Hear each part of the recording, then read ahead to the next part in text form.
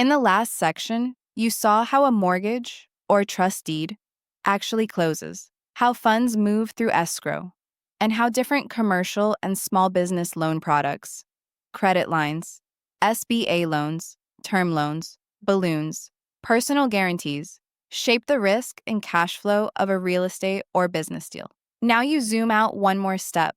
Behind every loan file, every closing disclosure, and every escrow instruction is a web of federal laws that tell lenders what they must disclose, how they must treat borrowers, and what they absolutely cannot do. As a real estate professional, you are not expected to recite statute numbers from memory, but you are expected to recognize the major laws, understand how they protect your buyers and sellers, and spot red flags so you can refer clients to the right professionals. Truth in Lending, Regulation Z, and the Real Cost of Borrowing. The Consumer Credit Protection Act, as implemented by the Truth in Lending Act, TILA, and Regulation Z, is all about honesty and clarity in consumer credit. Its core question is simple. Does the borrower really understand what this loan will cost over time?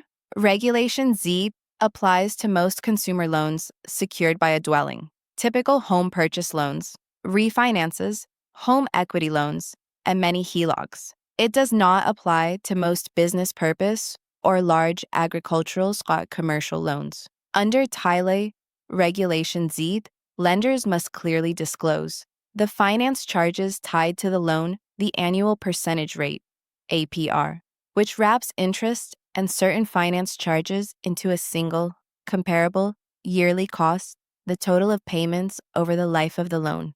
This is why your buyers receive standardized disclosures rather than a jumble of random fee descriptions. APR is especially important. Two loans might both advertise a 6.75% interest rate, but once you include points and fees, one may truly cost more.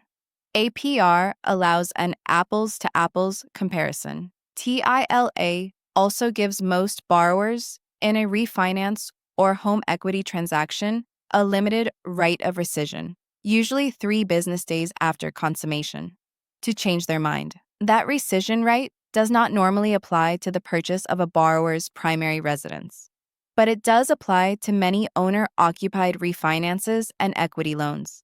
Advertising is also heavily regulated. If a lender or broker's ad mentions a specific payment amount, interest rate, or down payment, it must also disclose key terms such as APR, payment period, and whether the rate can change.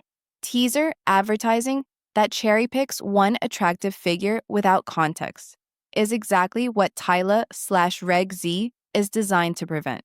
Willful violations can lead to fines, liability for damages, and even criminal penalties.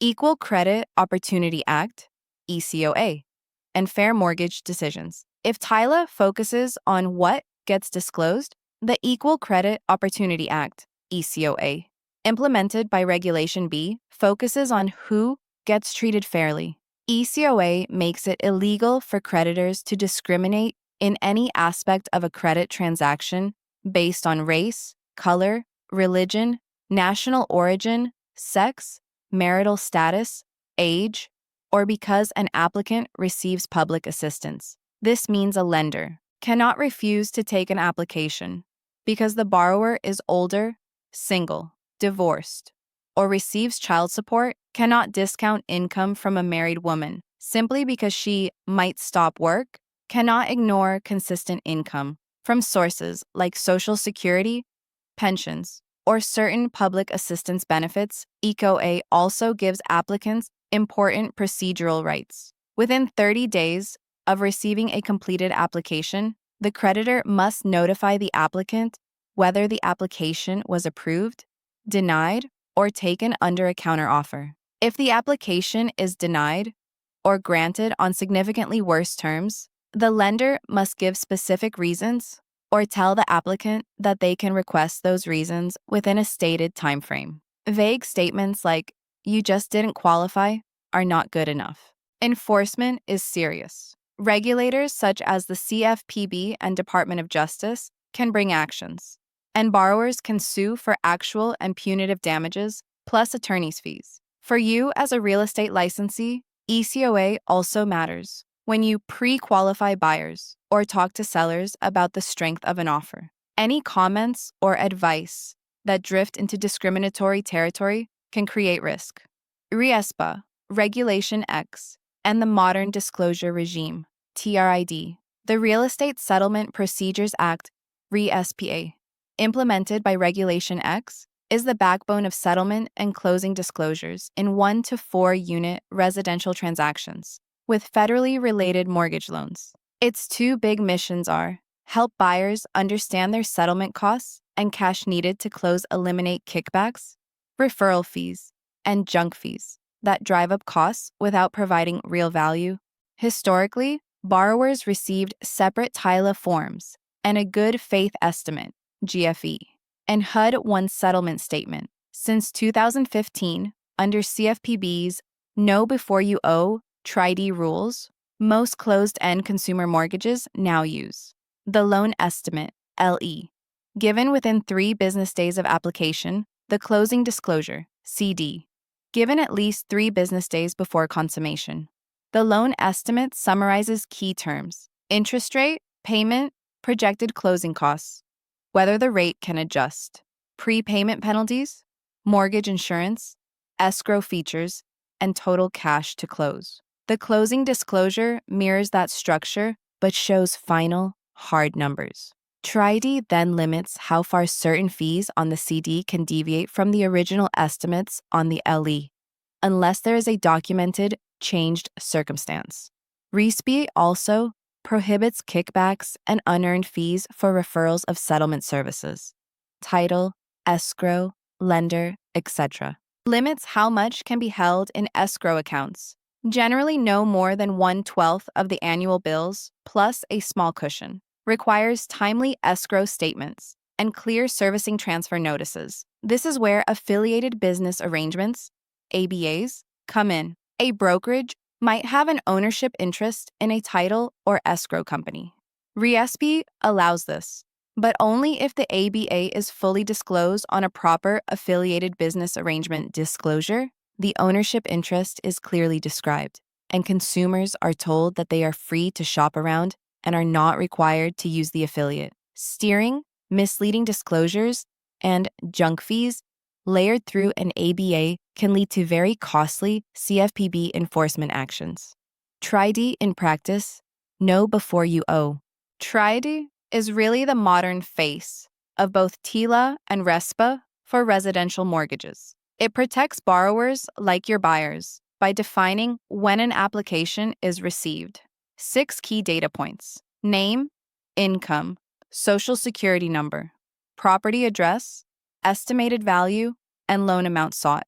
Requiring the loan estimate within 3 business days of application, prohibiting most upfront fees before the LE is delivered, and the borrower indicates intent to proceed, requiring the closing disclosure at least 3 business days prior to consummation. If certain key terms change after the CD is delivered, such as APR tolerance violations, addition of a prepayment penalty, or a change in loan product, a new CD and a new 3-day waiting period are required. TRID also caps how much certain lender and third-party fees can increase from LE to CD, reducing closing table surprises. As a salesperson, your role is not to calculate APR or police tolerances, but to manage expectations. Remind buyers to open and read their loan estimate and closing disclosure, compare them, and ask questions early, before moving trucks are booked. National Flood Insurance Act and properties in flood zones. The National Flood Insurance Act and related federal rules require lenders to check whether a property securing a federally related loan lies in a special flood hazard area, as shown on FEMA flood maps. If it does, flood insurance is mandatory for most first-line mortgages made, increased, renewed, or extended by federally regulated lenders. Practically, this means lenders order a flood determination as part of underwriting. If flood insurance is required, it must be in place before closing. If a borrower lets required coverage lapse, the lender can force place insurance and charge the borrower. As an agent, you are not a flood mapping expert, but you should be able to explain why a lender is suddenly requiring a separate flood premium and how this can affect monthly payments and overall affordability. The Consumer Financial Protection Bureau, CFPB, and Dodd-Frank, after the 2008 financial crisis and the wave of foreclosures that followed, Congress passed the Dodd-Frank Wall Street Reform and Consumer Protection Act in 2010. Among many other things, Dodd-Frank created the Consumer Financial Protection Bureau, CFPB, to centralize consumer finance enforcement of laws like TILA, RESP, and EQOA. For real estate practitioners, Dodd-Frank and CFPB matter because they developed the ability to repay and qualified mortgage, QM rules. So lenders must document that borrowers can reasonably afford the loans they're given, designed and enforce TRID's loan estimate and closing disclosure regime, pursue enforcement actions against lenders, servicers, and settlement providers that engage in deceptive, abusive, or discriminatory practices. Dodd-Frank also created the Financial Stability Oversight Council and the Volcker Rule, which restricts certain high-risk trading by large banks. While those pieces feel far from the residential closing table, the big picture is the same. Reduce systemic risk, increase transparency, and protect consumers from the kinds of lending practices that fueled the 2008 to 2009 crisis. Why these laws matter to your day-to-day practice. In the previous section, you learned how payment structures, basis points, debt service ratios, SBA guarantees, and personal guarantees shape whether a borrower or business can qualify for a loan and what that loan will look like. Laws like TILA, ECOA, RESPA, TRIDI, NFIA, and Dodd-Frank shape something equally important: how clearly those terms must be explained, how fairly borrowers must be treated, what fees can be charged, and how they must be disclosed, how much flexibility and risk lenders may take. On the consumer side, these laws help your buyers comparison shop, avoid unfair surprises, and challenge discrimination or abusive fees. On the professional side, they set guardrails for your own conduct, especially around advertising, referrals, and how you talk about credit with clients.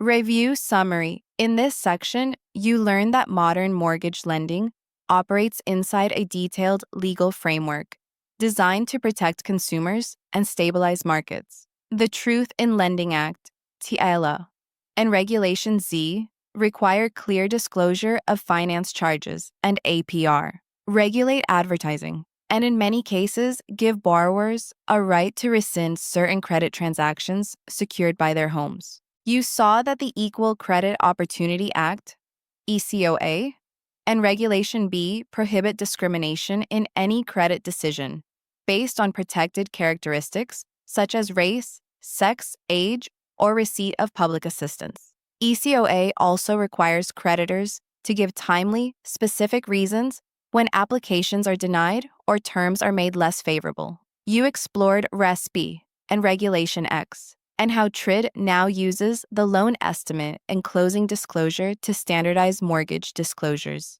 restrict kickbacks and unearned fees, control escrow balances, and ensure borrowers understand their settlement costs before closing. You also saw how affiliated business arrangements can be legal when properly disclosed, but can quickly become RESPA violations when they are used to steer or overcharge. You learned that the National Flood Insurance Act requires flood insurance for most federally related loans secured by property in designated flood hazard areas, and that lenders must verify flood status during underwriting. Finally, you tied in the role of the Dodd-Frank Act and the CFPB, setting ability to repay and qualified mortgage standards, implementing TRID, policing deceptive and abusive practices, and pushing the financial system away from the risky behaviors that triggered the last major crisis.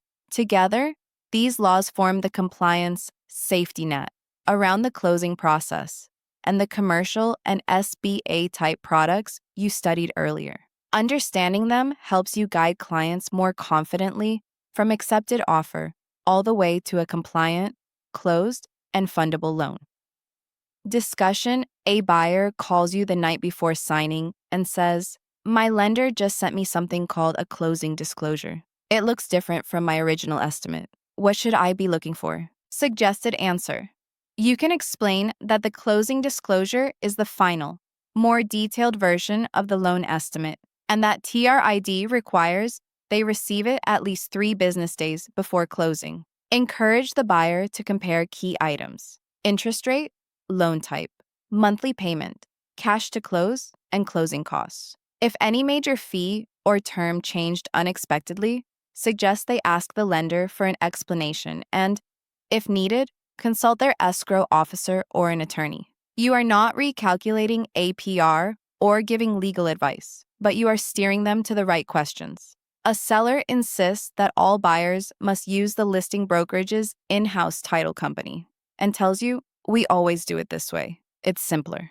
What concerns should you have? Suggested answer: you should recognize a potential re-SBA issue. Buyers generally have the right to choose their own settlement service providers, and any affiliated business relationship must be properly disclosed with clear language that the buyer is free to shop around. You can explain that forcing or strongly coercing a particular provider can violate federal law and expose the parties to penalties. Recommend involving the broker and, if necessary, legal counsel to ensure that any ABA is fully compliant and that buyer choice is preserved. A lender denies your client's loan, and the client tells you the only explanation they got was, "You did not meet our standards."